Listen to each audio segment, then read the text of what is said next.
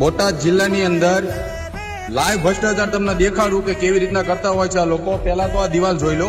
પહેલા અહીંયા દિવાલ નથી, પહેલા સમતલ જમીન હતી.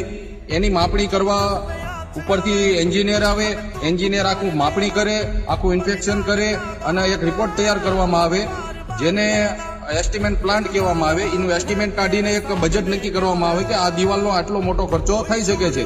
એને લઈને સરકારી અધિકારી પાસે ફાઇલ મૂકવામાં આવે અને એનું ટેન્ડર બહાર પાડવામાં આવે. ટેન્ડર બહાર પાડ્યા પછી એ લાગતા વળગતા વ્યક્તિઓને ટેન્ડર આપવામાં આવે અને એ ટેન્ડરની અંદર અમુક અધિકારીઓની ટકાવારી ફિક્સ હોય છે અને આ ટકાવારી લાગીને આ દિવાલ તમે જોઈ શકો છો કે પેલા 5 ફૂટ બનાવેલી હતી અને આ દિવાલની 1 કિલોથી બીજી કિલોનું ગેપ રહ્યું ને 12 ફૂટ જેવું છે અને એ એક ગેપ જેવા અહીંયા આ દિવાલની અંદર 150 જેવા ગેપ છે.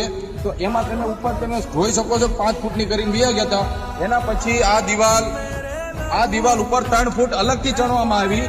અમને ખબર પડી કે આ દિવાલ તો 8 ફૂટની કરવાની હતી, અલગથી કરવામાં આવી. એટલે ભ્રષ્ટાચાર આવી રીતના થતો હોય છે. 5 ફૂટનું કરીને વ્યા જાય હોય 8 ફૂટ.